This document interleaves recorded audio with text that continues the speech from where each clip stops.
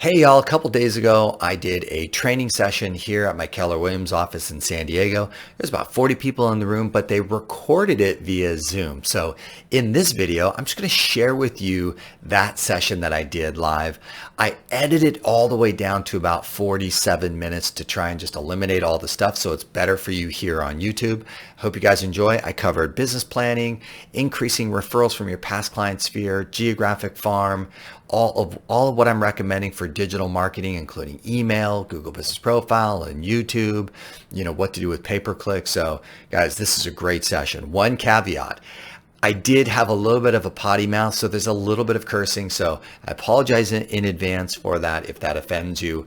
I just couldn't get it all edited out of the session. So guys, enjoy. Let me know if there's anything I can do for you down in the comments. Give it a thumbs up if you like that content. Subscribe if you haven't already. That supports my channel. All right, guys, enjoy and Happy New Year. And when I'm asking everybody about their business plans and their goals and their schedule, and I'm like, all right, please tell me exactly what you're going to do to make money. And I am very meticulous. I'm like, I want to know from A to Z how you're going to create a commission check. And then I want to know how we're going to scale that, right? So that is my mission. And I'm really intense about it, almost annoying. Okay. And whenever I hear generalizations, I get annoyed. I'm just going to be really consistent with my calls. To who? Right? Well, I'm going to call, I'm going to call some expireds. Bullshit. Tell me exactly what you mean by that. How many are you going to call? What marketplaces are you going to do it in? How many showed up last year? How many of last year's expired cancels listed with a new agent? How many of them listed with the same agent? And how many of them sold, right? Or did nothing? Do you even know that number? No. Okay, then what are we even talking about? Right? So like, I'm going to go there and it's going to be very confronting and challenging, but I promise you, if you do the work, I will get you to the point where you can look confidently at your schedule and confidently at your plan, and you can go, that will make me money. And everything else, my goal would be that everything else that you hear about, learn about, you'll go, that's a really good idea, but my plan's better. And that's where I would love for you guys to end up. So my new agents, does this sound familiar? For my veteran agents, you'll laugh. You're going to be amazing in this business. I'll show you exactly how to make 6 figures right now in real estate. Let's do it. Watch. Right? If you have 40 real estate conversations, you should be able to generate somewhere around 2 appointments, a buyer or a seller appointment. And if you go on 3 to 4 appointments, you should be able to convert at least one of those into a contract and into a sale. And oh, by the way, the average sales price in San Diego right now is brilliant. It is like $900,000. So the average commission check at 2.5% of $900,000 is somewhere around $20-something thousand. So all we have to do is set up your schedule so that you can have 40 conversations, get to those appointments, and then you're going to make all kinds of money. And then we just need to go on this many appointments this month and that month. And then I'll show you exactly how to make $250,000. And I can write the plan for you right now. Congratulations. You're going to be successful. Sound familiar, anyone? Right? You're going to be great. All you got to do, there it is. There's your plan. Okay. Now what? Right? Just have 40 conversations. That's it. Okay. With who? Where, when, how, right? Okay. So I just want you guys to know that I know that. And that's not what you're going to hear from me, because that is, as far as I can tell, a recipe for disaster. It's a good start. Okay. Everybody wants to make a lot of money, but this quote really nails it. And it says, you don't rise to the level of your goals, your aspirations. I don't care about your intentions. You fall to the level of your lead generation systems. And so as I've been really working on my business plans with all my coaching clients this year, that has become my main focus. If you can't share with me exactly what the lead generation system is, how it works, show me the math of it, show me the total addressable market, talk to me like as if you were a Fortune 100 sales rep for a medical supply company, and let's have that conversation. If we can't do that, then we're not done yet. You guys follow me? Now, is that easy to do? Nope, but good. Because, making lots and lots of money and being super successful, shit just ain't easy, right? So we got work to do. How do I help you guys get some clarity about your lead generation systems? And in your plans, you could be super crystal clear that your schedule that you write actually is going to work, right? If we roll back up to the top point from my dad, the original statement on business planning, he says, it is a working and a living document. What does that mean? That means it is never done. And I would want you to be able to show me what's going on with your business based upon your business plan, and you'd be like, yep, this is on track. That's not on track. This is on track. I just made some edits to that. I'm trying to improve this. I'm falling short here. And here's something that I would love, Patrick, for you to help me out. Can I ask you a quick question about that thing? Meaning that it was something accessible to you and you could show me while we were just cruising down the hall, right? That is a working and living document. So, but here's my advice. Create one draft, right? Review it over and over again. and then continue to edit it, then come back. And as soon as I started doing this, all of a sudden my plan started getting really good. Surprise, surprise, right? Instead of going into one business planning session and writing this perfect business plan, that's the perfect outline of how I'm going to make hundreds of thousands of dollars. That's completely unrealistic. Do you guys follow me? That doesn't even make sense. There's no way in one session I'm going to come out with a perfect plan for my life. Now, the Keller Williams 1-3-5 strategy, how many of you guys know about this? The 1-3-5 strategy on business planning? I didn't even know about it either. And then what I'm about to share with you guys is really from what I saw there and then how I have been trying to help other people implement that strategy. How would you summarize your main one goal, right? And could you, if I was just walking down the hallway and I'd say, hey, what's your goal this year? Could you say, hey, by the way, this year I'm going to create blank amount of sales, Y income. And I do like the phrase or something better. Okay. It's a really powerful phrase. Okay. Then I'd say that's congratulations. Wonderful. That sounds good. Now tell me, right? Step number 2 is, well, how are these 4 lead generation pillars going to play out for you? Now, these are the 4 lead generation pillars that I focus on as a business coach. After 20 years, this is where I've landed. That's what I'm interested in seeing. And then following that format of the 1-3-5, which I just made 1-4-5 because I added 4 lead gen pillars, I want to know for your past client center of influence, right? For your past client center of influence, how much business is going to be generated from that one priority, from your version of the geographic farm, right? And I'll explain that shortly to you guys because most of you aren't doing it and you don't understand it, and that's okay. I didn't either. What are you going to do there and how's that going to help you achieve the goal? And then boom, your digital marketing efforts, which I will address shortly. How is that going to play out financially for you to get you to the goal? And then boom, the last one, which is what I call direct to consumer. This is where most of the training these days lives. Hey, knock 100 doors, talk to 25 people. Of the 25 people, try and get 1 lead. And out of every 5 leads, you'll generate 1 appointment. And of every 2 appointments, you'll get 1 contract signed. And then you'll be able to make money. Congratulations, right? Direct to consumer. Hey, I'm going to do open houses and I'm going to do 4 open houses a month is my goal. And hopefully between the open house that nobody shows up to the open house that 20 people show up, that means about 10 people are going to show up per open house. And if you did 4 a month and you only work 10 months out of the year, that's 400 people that you had direct communication with, direct to consumer. How many of those do you plan on converting? What's a conservative goal? And how are we going to get this done? That would be a direct to consumer. Hey, I'm going to work expired cancels. Pretty good idea, pretty hard, but it's a really fun grind to figure it out. Hey, I'm going to work for sale banners. Congratulations. Let's do that. Direct to consumer, right? So those are the 4 lead generation pillars that I want to see your plan that roll up to your what? Main goal. You guys get it? Okay. So when I saw that in the 1-3-5, I was like, oh shit, this is brilliant. And it's easy to look at, and I can put it up on my whiteboard in my office. I can print it out and look at it. I can open up my Google Drive on my phone and see it, and I can know exactly what I'm doing for my business. Now, that's a pretty tall order. We've got lots of work to do, okay? So if we look at, your PCSOI, everybody calls it something different, past client center of influence. That's the way, it's kind of where I've landed. People call it sphere of influence, center of influence. I don't care how you call it, how you slice it, my network, my community, whatever it is, the people that know you, roughly speaking, right? I don't care if that's online and friends and or, networks that you've been a part of. Now, when I first came to San Diego, I'm not from San Diego. And so I didn't have a sphere of influence. I'm from Orange County. I spent a lot of time in LA. I have a humongous network of friends and family. And I went to school there in college and I played sports and I did all kinds of stuff. I knew thousands of people there and I knew no one in San Diego. I never even came down here until I met my now wife. And then I came down here. I went, holy shit, this is the best place in the freaking world. What was I thinking? LA is a disaster and Orange County is cool, but this is way better. But then when I decided to actually get into real estate, I knew no one. Right. So that was an interesting play. Now, thankfully, they're both successful real estate agents. And my wife was born and raised in Poway. And, they're a great family and they know a crap ton of people. But what was funny when I started working with them, right, as, peers and also in relationship, I was like, this is a train wreck. You guys are brilliant people. Everybody loves you. You know a ton of people. And when I looked at how many transactions they were getting from their sphere of influence, it was 0. I'm like, that doesn't even make sense to me. Right. Why is that? These are brilliant, hardworking real estate agents, right? If you look on the board, Kai and Carly are constantly, very successful. So what's up there? And then when I asked them, of course, like, well, why do you guys not do any business with any of your sphere? And they're, oh, no. And I was like, that makes no sense to me at all, right? So I had to slap their mindsets around a little bit. What, you mean you don't want like having the conversation of real estate with your friends and family, and you don't like, trying to share interesting and awesome advice to people, and you don't, let them know that you actually are super successful at, buying and selling real estate, and you never really talk to them about that? Like, that's really odd to me, right? Because this thing is a rad business. This is an amazing conversation, and you guys are really brilliant people, and everybody already likes and respects you guys. What is going on? And of course, what happened after that? Of course, it shifted and it took some work.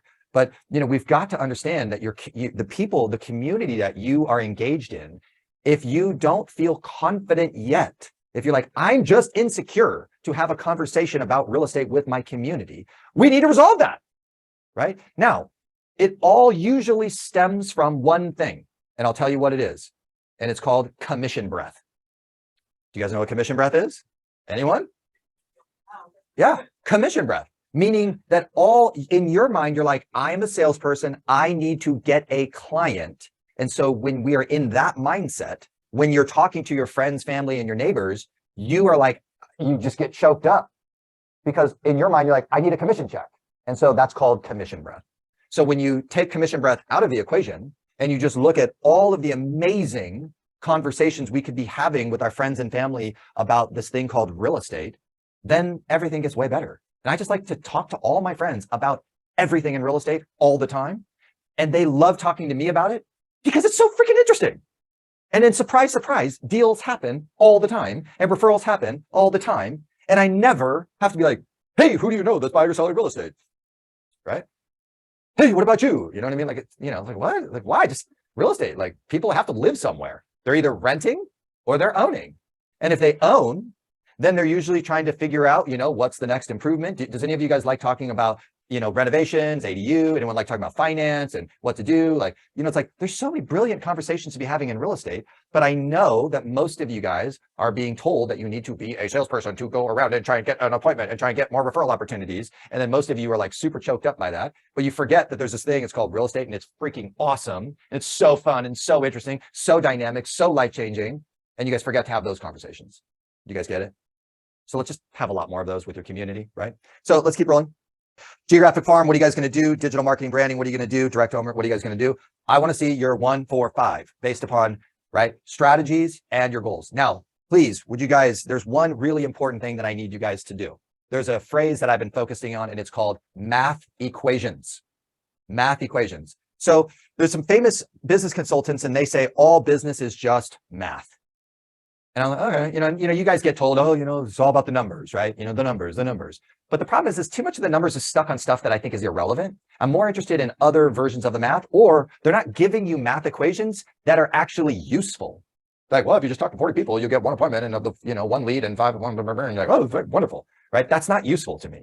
I want a math equation that gives me direction. I want a math equation that helps me understand what's going on in the industry and something that helps me to kind of, believe in the thing that I'm doing.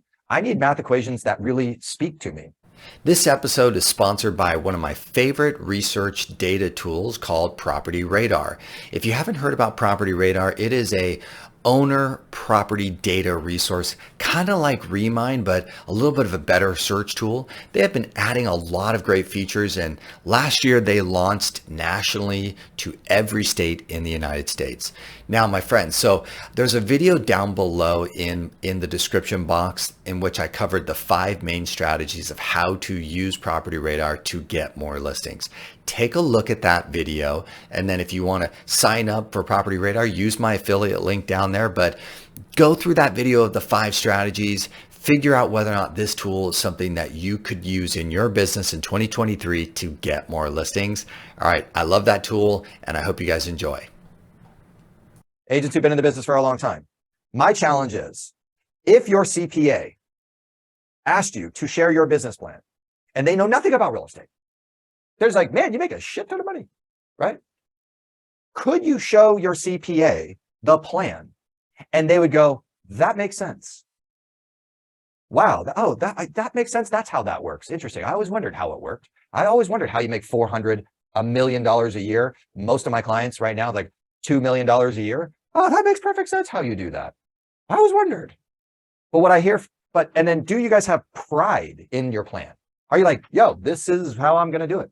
Right? Like this is exactly like right here, 1, 2, 3, 4, 5. These are the things that I'm working on. These are the math equations. These are the, this is the total addressable market. This is what happened last year. Here's what I did last year. Here's the numbers of that. Here's what I'm forecasting for this year.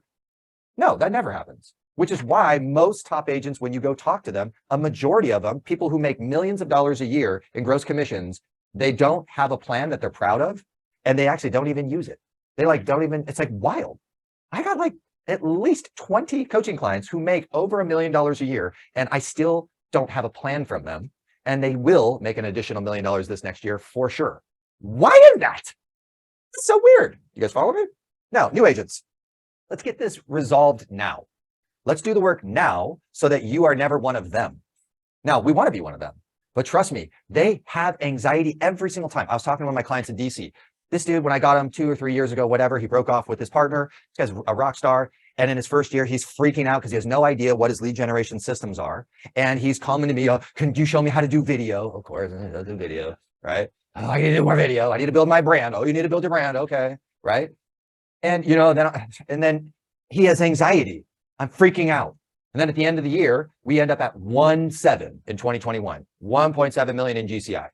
And all I'm trying to do is just trying to figure out what his lead generation systems are and trying to get it organized, right?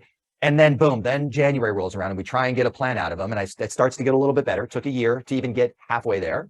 And then in January, he's freaking out with anxiety. I got no business. I don't know what's going on. I don't know if I'm going to be able to do it again, right? Why? And then we continue working on that in 2022. And 2022 had some weird challenges, of course, right? I'll tell you something funny in a second about the market. And then it just happened again. So this year, year number 2 of working with this guy, I finally got some clarity. The plan, the 135 is looking pretty damn good right now.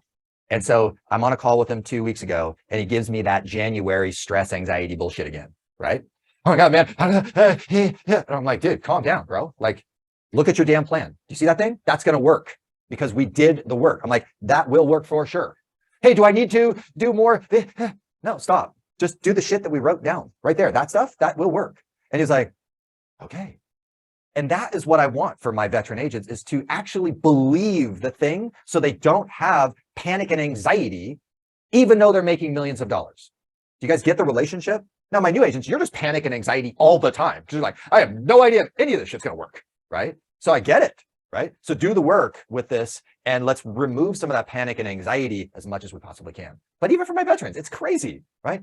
So I'm not asking for this plan because it's just, I'm a coach, I should ask you guys for the plan just for the sake of asking it. No, I want the panic and anxiety to come down in your life and you to feel more better about what you're doing and how your life is going and have more security about it and to plan more appropriately so that you can actually do some really extraordinary stuff in the future. And I can't get people to do cool stuff and to add new things and to grow initiatives when they're stricken with anxiety and asking me stupid questions all the time and they're wasting all their mental energy, like freaking out.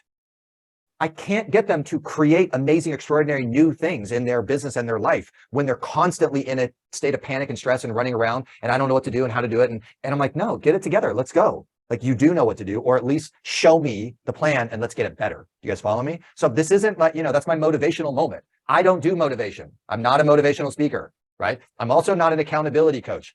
If I will not hold anyone accountable, I want your plan to hold you accountable. When you look at it every day, that's the thing that I want to hold you accountable. If you ask for an accountability coach, then you don't have a good plan or direction. If you need personal development, go do your personal development. If you're, the demons and the skeletons in your closet need some working on, go get that handled. But don't ask your real estate business coach to handle that shit, right? Go get a therapist and get it done, right? Because we all have them. I did it. We've all done it. And we all got to do it if you want to have a great life, okay? All right, done. Off soapbox, back. When I look back at what happened in 2021 to 2022, June, I refer to that as the cocaine party. Because when we had access to capital at 2.5% interest, that is pretty damn rad. And that was a fun party, right? I don't know about you guys, but I used that capital for 2.5. You'll give me a lot of money for that? Great. I know how to spend it. This is fun, right? That was a cocaine party. That cocaine party, by the way, from June until when the interest rates went up, that was called the hangover. That's what that was. It's called a hangover. Now, some of you guys don't understand that, and that's okay. You do need to get that figured out. Because if you don't understand what happens when the entire United States gets access to super cheap capital, if I said to you, hey, I'll give you a credit card right now, and all you got to do is pay 2.5% interest on that credit card, and I'll give you a credit line of $100,000. You don't think that that's a fun party? Do you guys get that? That's what happened. And there's lots of debate around whether or not it should have been shut down early versus letting it ride, right? And there's a lot of debate. We can kind of look back and I'm torn between, I would have preferred that they would have shut the cocaine party down in the first quarter of 2021. Preferably, I wish that would have happened, but it didn't because we also had all these other weird economic factors going on. And so the cocaine party kind of got extended, right? And then all of a sudden everyone's like, oh shit, we probably need to shut this thing down because there's this thing called inflation and right. And then they shut it down. Rates went up. Now, did the rates rising do the trick to shut the party down? What's the answer? Yes, absolutely did. It shut the party down. We went from 2.5% interest rate to 7% interest rate. If I said to you, hey, your credit line that I gave you a credit card of $100,000 was at 2.5%, you were having a lot of fun spending that money. Hopefully you invested it wisely and were getting a cap rate return of 5% on the 2.5%. But no, you didn't do that because you just bought all kinds of other shit that was a total liability and you lost, and now you are stuck with all that debt. But hey, I'll take debt at 2.5% all day long. But then I rose the rate to 7%. Do you now go, shopping at UTC, back when I was, living in Las Vegas? Do I now still continue to go, spend $3,000 on a table and party with all my friends? No, of course not. Not at 7%, but certainly at 2.5. That's called a party. That party is shut down, thankfully. So what do we expect in 2023? Big shift? Shift what? No, it's called buyers that actually have to buy, that actually can afford the house based upon the price, based upon the interest rate, and sellers who actually have to sell to do the thing. And it's called normal, as far as I can tell, right? That's all that it is, right? Now, what was there before? That's not normal. You guys get it? That's not normal. When every single person that had a pulse who owned a property, for some reason was like, well, I could sell this thing and grab $100,000 extra. I listed my piece of crap and I got an additional $100,000 over the list price. Plus I gained 40% equity in 2 years. And I got an additional 100,000 on top of it. And I took all of that money and then I had a 3.5% interest rate on all of that. And I just moved all that $200,000, 400,000 free money over with an even lower interest rate on the thing that I bought. So yeah, totally normal, right? I've seen that many, many times in my 20 years of the real estate market. Do you guys get that? So I just want to make sure that we're all dealing with kind of a baseline level of kind of reality. This is going to be a great year. I'm like, already all my clients are already like, oh yeah, this is good. I got a bunch of clients. I got a bunch of buyers who want to buy. I got a bunch of sellers who want to sell. Like the market's going to be fine. It just will not be the cocaine party. You guys cool with that? We good with that, everybody? Any questions, concerns, comments, emotional overloads, freakouts? Was that analogy appropriate or inappropriate? It's kind of inappropriate, totally. How can we tell that far? You can't, but you need to figure out how to. Okay. Unless it's kind of like me. If I was your client, you can tell me it's fine. Right? I tell that to a bunch of my friends. They're like, yeah, that's funny. Right. Okay. But what you do need to say is, hey, yeah, when we had rates that was abnormal and things occurred like that. Right. Yeah. I mean, you guys may or may not know, but literally Redfin reported at the fourth quarter of 2021 that institutional buyers bought 20% of every property in the United States. Now, why would an institutional hedge fund buy real estate in 2021? Wait, when they got a 1.5% interest rate, they're like, we can have 1.5% interest rate? They're like, how much can we get? Can we get $20 million? Fine. Cool. Hey, what's a marketplace where we can buy 20, let's just spread the $20 million around. Just go buy it. Because we had a 1.5% interest rate. And all you had to do was find a marketplace where you can get a 5% cap rate in rent return. And so if I had 1.5% interest rate and I had a 5% cap rate, I'm up what? 3.5%. Now, when we all knew that the economy was shaky and, the crypto bros got screwed, thank God, right? Then all of a sudden the stock market was completely out inflated because of course, when you get, the corporates, when they got 1.5% loans to go spend money on their businesses, of course, they were going gangbusters, right? Of course, cocaine party, right? So 20% of every single property gets an offer from an institutional buyer because they're like, shit, well, if you're going to give me, $20 million at 2%, sure, we can go find a 7% cap rate market anywhere in the United States. Oh, and by the way, in every single marketplace is increasing in its price point as well. And there's no other investments to put the money into to get a good return. And we have all this free access to capital. What should we do? Real estate. Good idea. You guys follow me? So that went away, right? Thankfully. Okay. Then every trader upper. Oh my gosh, wow, wait, how much do you think you can sell my house for? I don't know, a hell of a lot more than you bought it. Really? Well, maybe I should go buy another house. Good idea, right? Every single trade upper in the United States was like, so you mean you can sell my house for, 20% more than it was worth last year?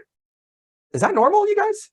Do you guys remember in history where price points went up 30% in 1 year?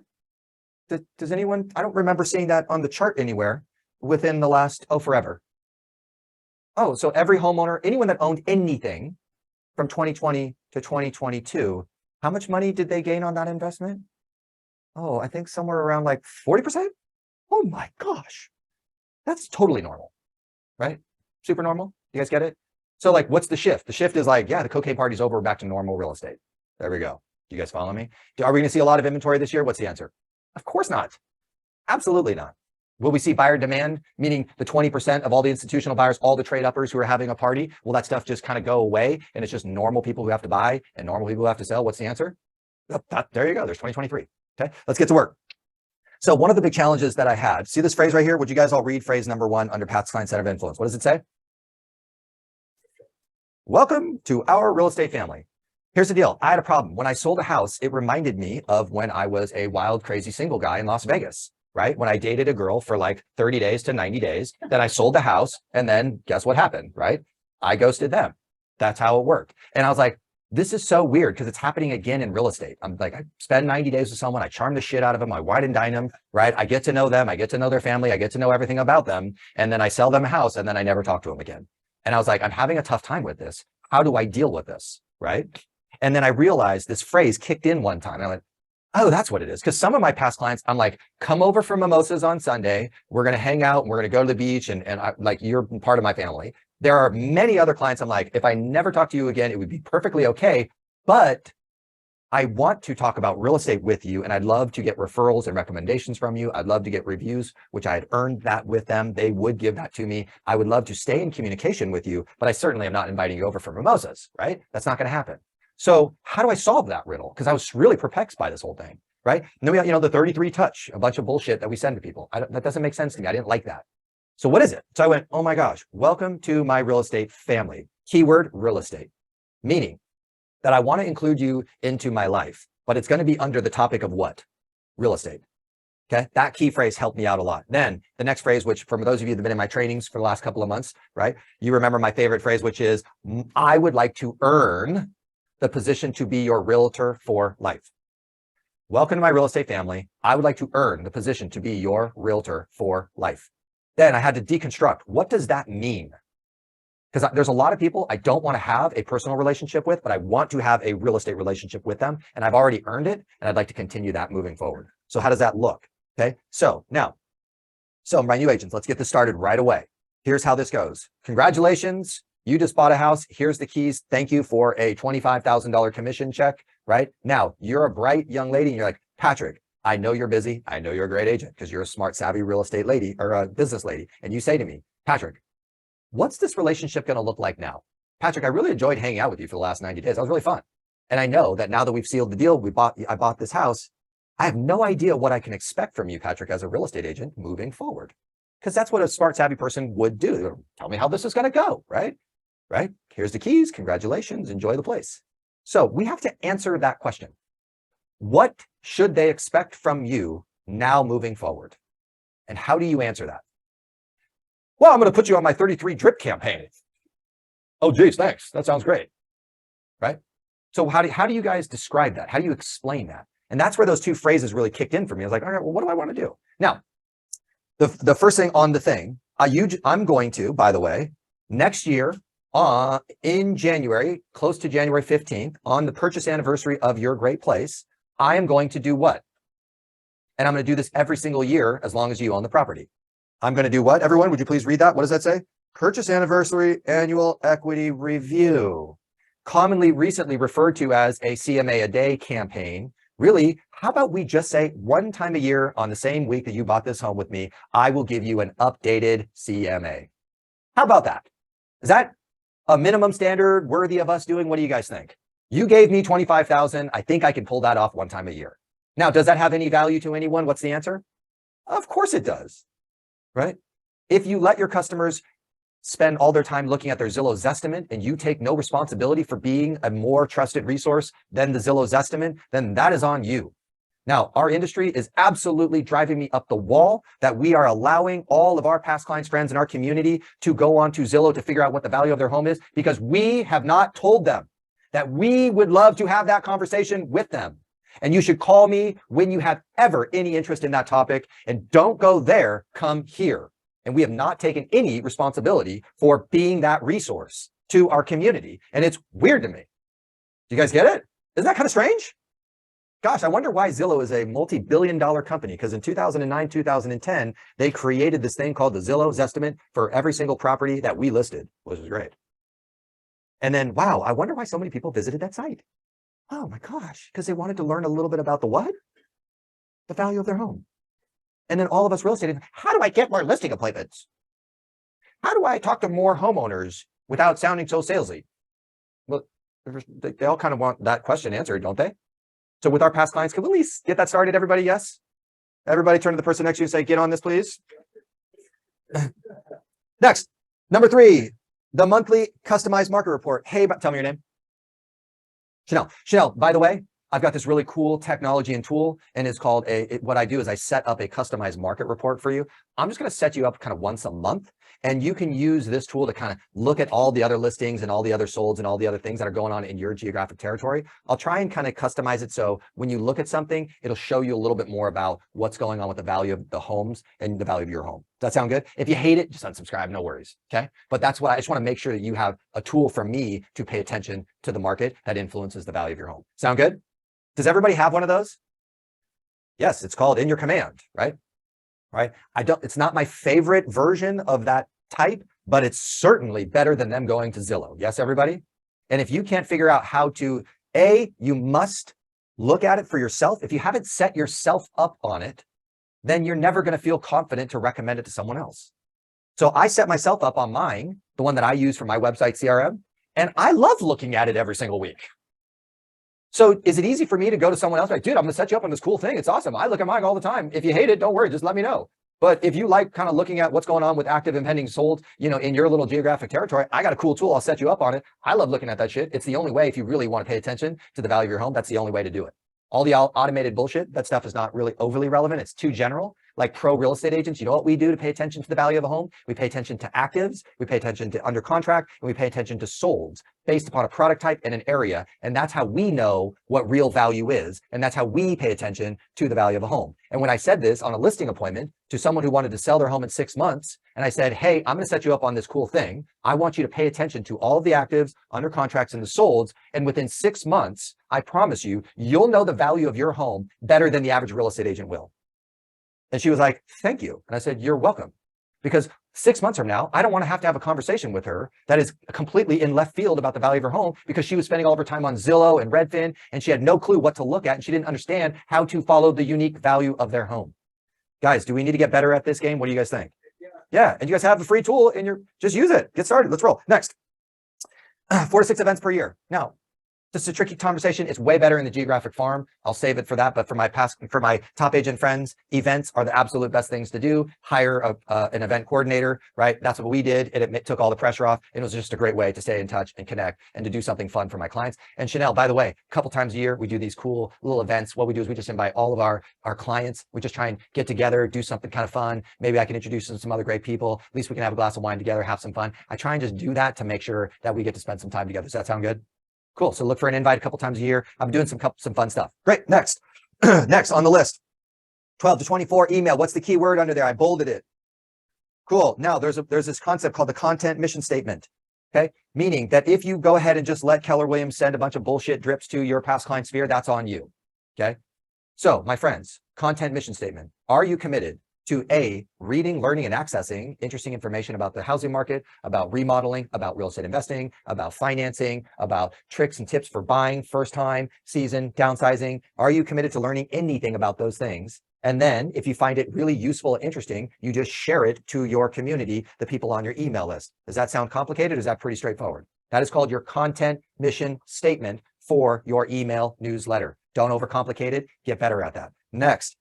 CTA means your call to action. By the way, I'm not sure if you guys know, but every industry in the world, email is one of the most successful digital marketing strategies for almost every single industry in the world, except for the drip campaign real estate agents.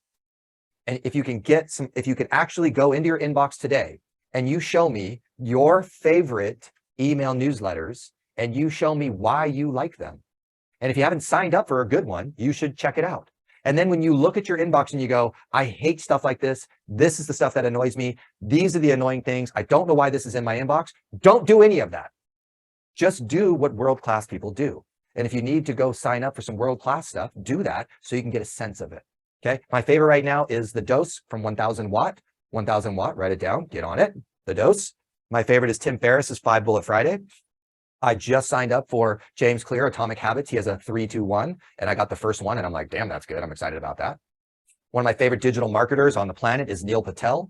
His strategy is the same strategy that I follow for my real estate newsletter, which you guys all need to sign up for. Okay, go look at world class. And then when you guys, I hate all this email stuff, right? Look at every reason why you hate it. Don't do any of that. Then go look at everything you like and do that.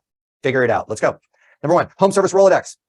Now, my friends, do you guys have access to vendors and resources that your friends, past clients, and community should engage you into a conversation just in case you have someone to refer and recommend regarding this thing called their home?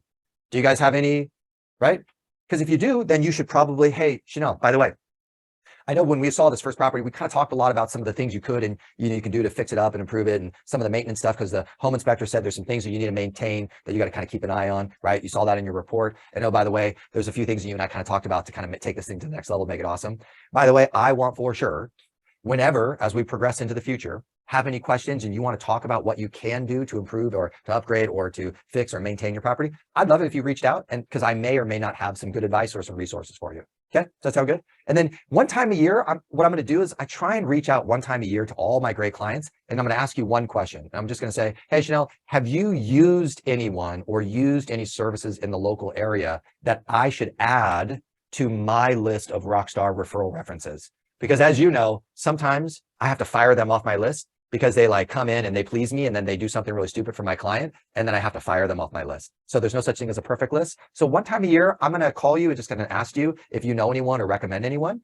Okay. And then if you ever need anything, I would love it if you called me, because that's one of my favorite conversations, is trying to figure out how to help you improve the quality of your life inside of this property. Sound good? Guys? Yes, everyone? Right? Good. Next. Annual real estate investment. What? Consultation?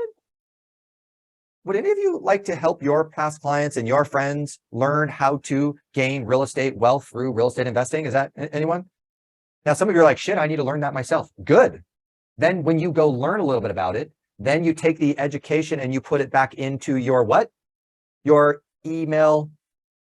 I just learned this really amazing thing about what we can do to invest and to create long-term wealth and to change the course of all of our lives. And it was a very interesting strategy. And I read this article, I listened to this podcast, I went to the San Diego Creative Investment Club Association, which you all should be a part of. I went to the North County Real Estate Investment Group, and then they brought in someone and I learned, and it was really cool. And hey, by the way, guys, in my email, here is everything that I learned that I thought was really valuable and useful. And I send that off to all of my past clients in my sphere. And I say, if any of you guys would like to talk a little bit more about real estate and real estate investing, this would be super fun. I'm not an overly pro, but I've learned a lot of cool stuff and I'd love to share with you. And if you'd want to do that one time a year, let's do that.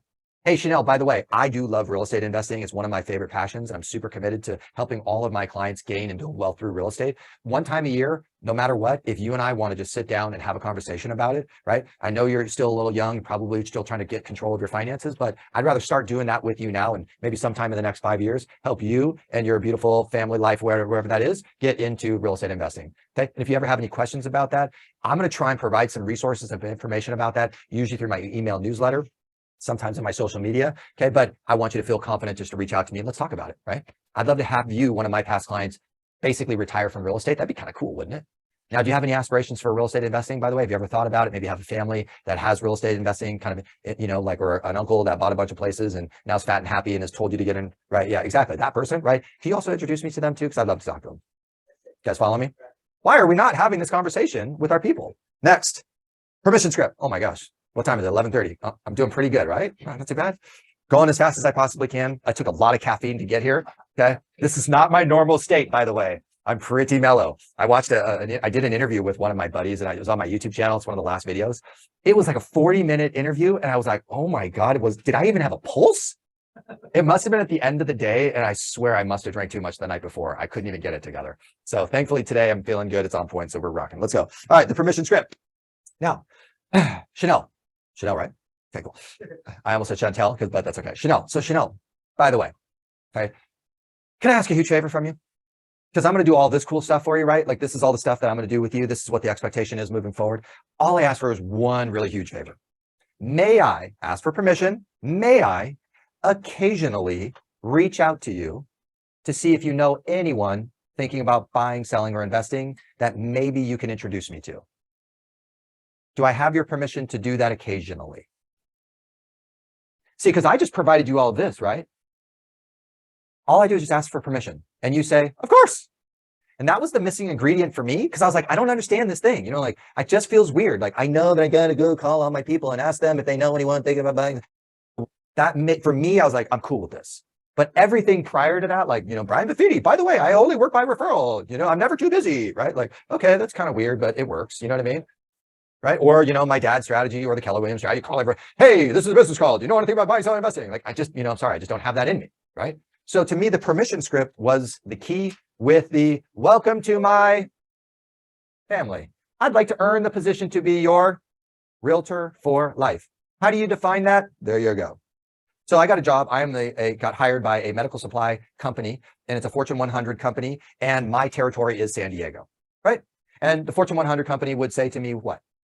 Hey, by the way, here's how many accounts we currently have here in San Diego. Here's how many accounts we don't have. Here is the amount of volume. Here's the total addressable market. Here's what the opportunity is. Here's how much money this is making for us already. We'll pay you X. Could you please figure out how to get a market share and expand that and run that play? And that's what a professional sales job would look like. There's probably lots of those people who have that job here in San Diego and service this, and they make a boatload of money, right? And those are your clients that you want to have. And when you asked them, when you're like, wow, you're in biotech, that's crazy. And you're about to buy a $2 million house, that's amazing, right? And then they're like, yeah, I'm a sales rep for the company. And you're like, no shit, right? And then if you ask them about how they do their lead generation and business plan, basically they're going to outline everything that we should be doing for our geographic farm territory. Oh, I live in Solana Beach. Oh, I live in Solana Beach. That's great, right? That was my goal and my aspiration to live there. I love that city, and I worked my ass off for 10 years to get there. I bought a piece of shit and remodeled it, and it was amazing. I took advantage of the 2.5% interest rate and built a damn pool. That was amazing, right? That was great.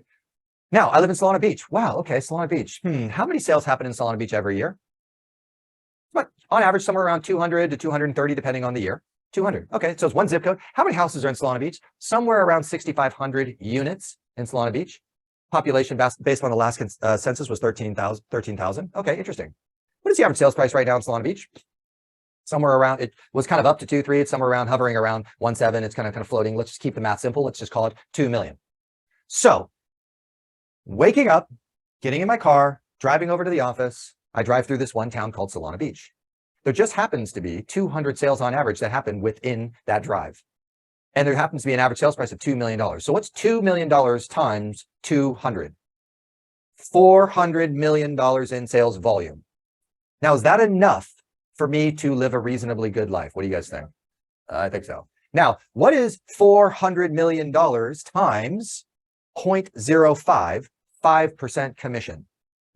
Now, because when you have 200 sales, usually there's 2.5 that goes to conservatively 2.5 to a listing agent, conservatively 2.5 that goes to wait a minute. So of the 200 sales, there's 400 clients.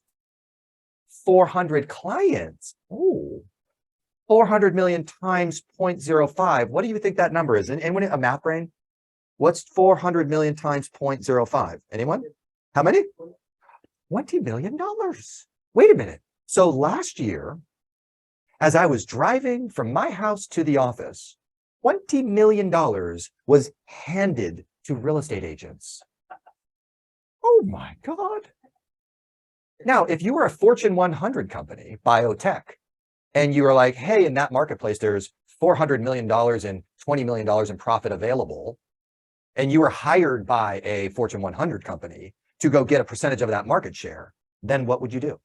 How would you treat it? That is, my friends, what I call geographic farming.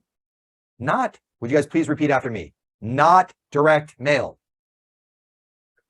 Not direct mail. The reason why every single one of you are like, oh, geographic farm, I can't afford direct mail. I am not talking about direct mail. If you got hired by a Fortune 100 company and they're like, this is the geographic territory, they wouldn't be like, we want you to just do direct mail, and anyone that responds to the direct mail, you get business. That's not how it would go. What would they tell you to do? They'd say, go find out where all the opportunities are. Find out who the people are. And guess what your job is to do this next year is what? Go meet them and figure out how you can get a percentage That's called a professional sales job. What is our version of that for the neighborhood that you live in where $20 million was paid out last year while you're walking your dog? I'm walking my dog, $20 million is paid out. Oh, shit. How am I going to make any money in real estate? $20 million is paid out right around you. I don't even know how to do this business. How about just meet some of the people that live in the neighborhood, right? You know, they're using that stupid line, don't be a secret agent, right? Don't be, right? Cool. Let's take a look at what I wrote down. Number 1, 6 events per year. My friends, geographic farm is not what? Direct mail. One of my good friends who was on the mastermind group this morning, who did $1 million in her geographic farm, 5,000 homes, made $1 million. Their direct mail campaign is so stupid. They always usually forget to do it. It's because guess what? They do so many interesting different types of events and charities and sponsors, and they're constantly doing the thing. And they, you know, first responders from dinners and blah, blah, blah. They're just in the community. $1 million in GCI. How do I get successful in real estate? I don't know. How about throw a party? Well, I don't like to throw a party. Fine. Right? Well, I tried a shredding event one time. No shit. Do it every year. Plus, what else are you going to do? Right? Garage sale. What else are you going to do? Party. What else are you going to do? Sponsor the thing. What else are you going to do? Participate in the PTA. What else are you going to do? Right? Don't be a stranger to your neighbors. What else are you going to do? Anything. Go meet more people in your community, and it will work out if you don't act like a stupid realtor. You guys follow me? Like, just be cool. Like, have fun. Do stuff. Be nice. Provide stuff for them, and just do it how many times per year? What am I asking? At a minimum standard, 6 times per year. Now, a bunch of my clients, I'm like, dude, front load the stuff. What do I mean by that? When do all the listings happen typically in real estate? When does all the activity happen? It's in the springtime. So if you're like, well, I plan like 4 holiday events. Okay. The absolute worst time of year to do an event if you're trying to get business. When should you be doing all of your events? Springtime. Yes, everybody? Next. Okay, digital farming. YouTube, Google Business Profile, website, paid. Well, I don't want to pay for leads. I don't want a buyer lead. Okay, if you guys don't want your buyer lead for Solana Beach, I will take it. Do you guys, okay, I'll take your Solana Beach buyer lead. You don't think that I'd take a Solana Beach buyer lead? Well, I want to be a top listing agent. No shit, Sherlock. But okay, fine. Give me your Solana Beach buyer lead. Do you guys follow me? You don't think I'll pay $20 to Google to give me, Mickey Mouse with a phone number and an email who is interested in homes for sale in Solana Beach? I'll pay $20 for Mickey Mouse. That's fine. I don't care, because I'll buy 200 of them for Solana Beach this entire year. And if I sell 2 at an average sales price of $2 million, I make how much? $100,000. Wait, what? You'll buy 20 really shitty leads, and 98 of them were absolute trash? Mickey Mouse at screw you 123 Gmail? Yeah, give them to me. Because 2 of them out of the 100 that I paid, what's 100 times 20? $2,000. And I return $100,000. And then when I have a buyer who I put into my farm and I run my past client center of influence VIP plan, do you think I'm going to get a referral from them? What do you guys think? Oh my God. And I spent how much? $2,000. Then I bought $20 leads on Google for homes for sale in Solana Beach. Is that a terrible idea? Now, there's this thing called Google Business Profile, right? I'm going to share something very interesting, okay? And this is the perspective. It took me about 2 years to figure this out. Some of you know this. You need to get this, but most of you don't. Why did Google, as a corporation, as a company, decide to create this thing called Google Business Profile?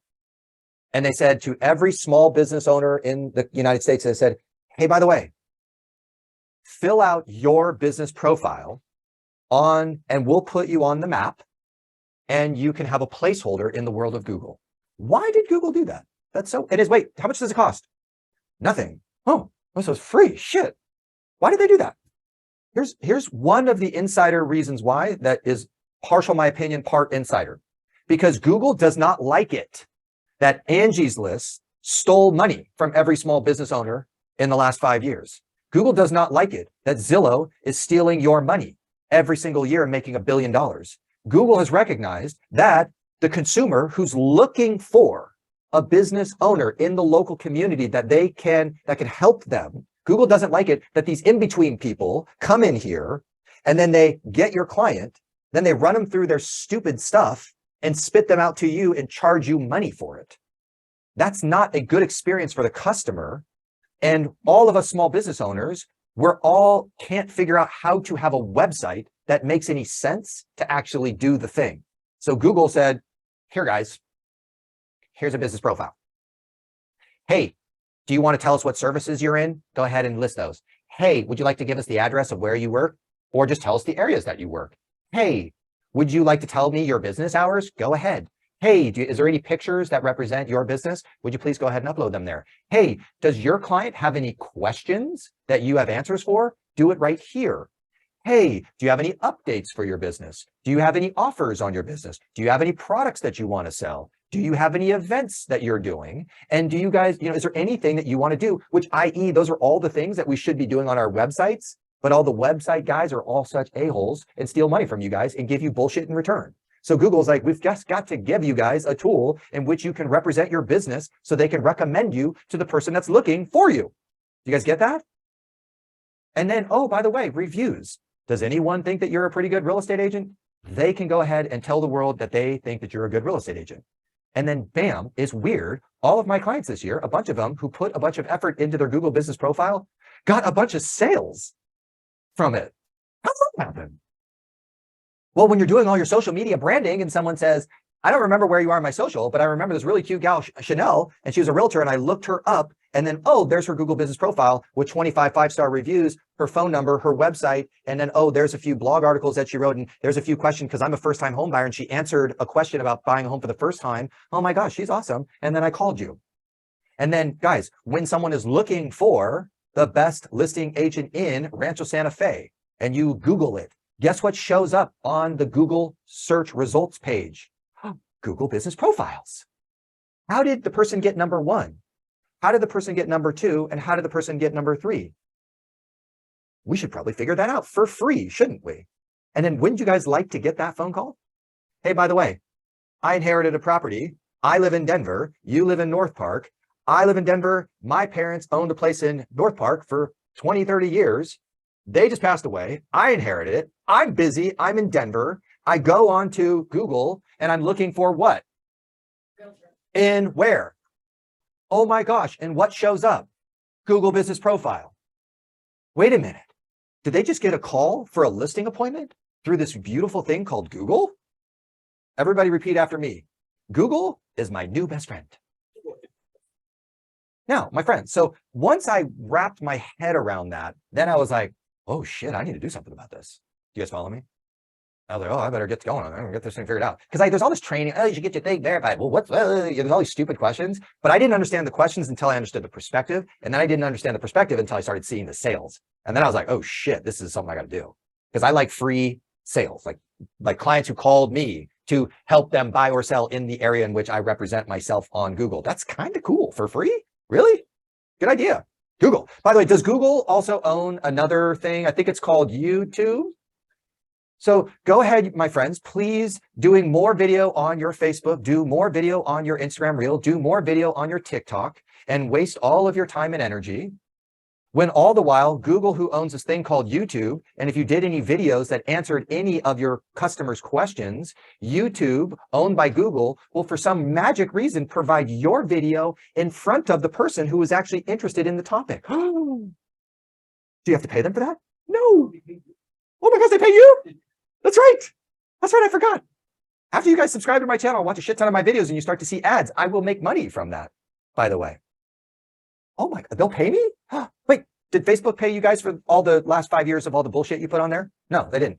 Oh, did Instagram, for all the one reel that you did every single day, 5 days a week? Oh my God, right? Did you get paid for that? No, you didn't. Oh, but did they make money? Yep, a lot of it. Did you get any sales from that? Maybe, right? Maybe, right? Yeah. But I like when Google conspires on my behalf, because I present myself in a way in which, hey, here's the customers that I serve, here's the communities that I serve, and here's answering all those questions and providing as much content to you, oh Lord Google. Love me, Google. I love you. You're my friend. Let's be friends. Send me all the clients. You guys get it? Good. Welcome to my wild world of digital marketing right now. What else do we got on here? Where are we? We're in Geographic Farm. Okay. The rest of the stuff, turn the page on that. Let's finish up Geographic Farm. I kind of touched a little bit of the most important thing on digital marketing. All of that looks like I covered it, but this is a hilarious thing. So I was talking to one of my coaching clients who's got a pretty successful farm. And I'm like, hey, by the way, what are you going to do about any of the expired or cancels that are in your farm? What are you going to do about that? Oh, I don't want to work expired cancels. Dude, The house that's listed for sale around the corner from you, and they listed with some dumbass. You drive by it every day. You're telling me you're not going to do something about that after it expires or cancels? Really? And they're like, oh yeah. I wasn't asking you to call expired for 3 hours a day and beat yourself silly and drink lots of vodka afterwards. That's not what I'm asking you. Like your neighbor who listed with Schmuckatelli Real Estate, 200,000 overpriced. And when that listing expires, what are you going to do about that? Have a plan, please. Yes, everybody? Now, I had a lot of fun with for sale by owners, but it was a pain in the butt. I've converted quite a few here in San Diego. And if you want to be in that game, it's really intense, but it's quite entertaining because you deal with some lunatics.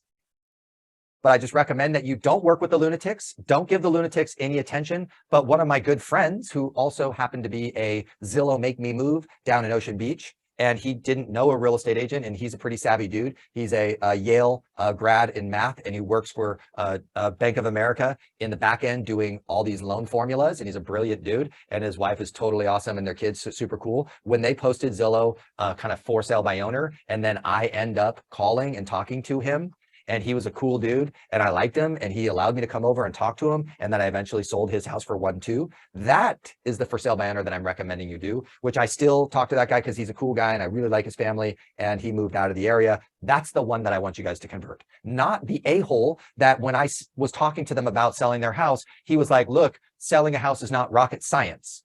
Because he says, because I am a rocket scientist. And he was. That's not the guy, right? I'm never going to convert that guy. Do you guys follow me? But the really nice family that I met that was trying to sell an investment property in Mira Mesa, and they had a really beautiful house in Encinitas, and him and I were able to have a really good conversation about the whole thing. And we had a great conversation. He's a really, really great human being. I really enjoy him. And then he allowed me, we negotiated, and he allowed me to sell his house, and I knocked it out of the park for him. And he was appreciative of that, right? And he's still a good past client, right? That guy, yeah, cool, right? The super psychos who, you know, their parents and their parents still cut each other's hair, right? And they do everything by themselves. Not that person. You guys follow me? One super critical, important note. Okay, for my new agents, you guys have all, my other new agents who've been in some of my trainings, you know that this before, but for my new agents that are here that have not heard this before, if you are not trying to get every open house in your geographic farm or close to your house, and what you're looking for is schmucky-telly real estate, you're looking for property management dipshit, you're looking for vacant properties, and yes, no Coldwell Banker, no Berkshire Hathaway, no Compass agent, no Sotheby's agent, no other big brokerage brand is going to be a yes. That is not who you should try and get the open house for. You should try and get the open house of Schmuckatelli Realty from Temecula that has a vacant property down the street from your house. Call that person up and be like, yo, congratulations. And turn your charm voice on. Hey, really nice to meet you. I live down the street and I just happen to be a real estate agent. And oh my God, I love that little cute little vacant piece of shit that you have listed. And it would mean the world to me. I would power wash it for you if you wanted to, if I could just get the open house. And they'll go say something really stupid like, no, I'm doing it on Sunday. And then you're going to do the most clever objection handler ever in the history of objection handlers. You're going to go, can I do it on Saturday? And they'll go, let me think about it. And you're like, oh my God, it would be so great if I would be such a good representative. I live in the neighborhood, happy to tell every buyer about it. It just would mean the world to me. And they're like, you're sweet. And you're like, I am. And then they call you back and say, you can have Saturday. So you get the first Saturday of an open house of a vacant property in your geographic farm area. And if you can't figure out how to convert a buyer, then we have a whole nother discussion to talk about. Okay. And just go watch my YouTube video on my YouTube channel for 30 minutes, take notes, because trust me, that shit works. And all the other crap that you guys hear out there about open houses, just delete it out of your brain and figure out what I told you in that video. And I promise you it'll work. Okay. It's called open house something, Patrick Ferry. I don't know. Study it. GTS, Google that shit, GTS. Let's keep rolling, guys. But I just want to hit the last point because this is the last minute. Okay. I have a buyer, my friends. I have a buyer. If you have a buyer right now and you are sitting on your hands, drinking tequila, waiting for another agent to list the property of the buyer that already told you exactly what they want in exactly the locations that they want it, and you're sitting back waiting for someone else to list the property, you're making a huge monumental mistake. There's this thing. It's called I have a buyer letter. You guys ever heard of this? Dear neighbor, my name is Patrick. I happen to work with Keller Williams, but don't mind that. My great clients, Bob and Susie Schmuckatelli, they absolutely love this community name. They want something like a 4-bedroom or greater. They absolutely are ready to buy a home, and I am turning every stone right now because there's nothing available. If there was any magical reason you had any interest or heard any rumors of a neighbor in the community thinking of selling, would you please, please, please give me a call, because it would be amazing at least to explore the opportunity. All the best. Happy New Year, Patrick. Everyone, guess what? The most magical script in the history of scripts. Tell the truth. And when you do, it's weird. It works. So let's just start with the first most important point. When it's real, you do get lots of responses. And that, as a lead gen strategy, that's like step number one.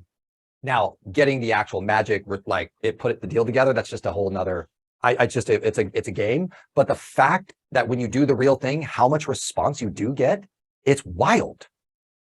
How about we do that for every buyer? Do you guys follow me? So now, will sometimes it work, sometimes it not? Yes, right? So we had Carly had wonderful. Right, now we've done that numerous times, never worked out. But what I want to do this year is make sure that we all have more of a better game plan for the ones that do respond. And then what do we do about them? Because if I can get the result, that's amazing. But what do we do with these responses? And so that's kind of what I'm trying to figure out. Which I'm okay, because I want to collect more potential future sellers into my database and establish a quality relationship with them if I can't get the deal done. I'm cool with that. Yes, that's right. Hey, by the way, I don't think I can get them to where you want to be. And as a professional real estate agent, can I share with you how I help my clients follow the value of their home? I do pretty regular market update information. I've got a pretty cool tool that allows people to follow the value of their home. Would you like me to set you up on that? If you hate it and you hate me, no worries. But a lot of my clients really like it and appreciate it, right? And I'd love to stay in touch with you, right? Because I will have more buyers in the future. Can I keep you on my list of possible home sellers if I can furnish the right buyer at the right offer? Can I keep you there? Yeah, but we know, yeah, sellers coming off. We know that all the sellers coming off of the cocaine party, once motivation kicks in and it gets real, I just want to be ready for that. I want to build that relationship now. And I don't care if I build a relationship with you today and I sell your home 2 years from today. I don't care. But I want that relationship. Cool. All right, guys, have an awesome day. Happy Friday. I hope that was helpful. Hey, one more thing before you go. If you haven't signed up for my email newsletter, drop down below and just click the link that says email newsletter, and I'll send you the next one.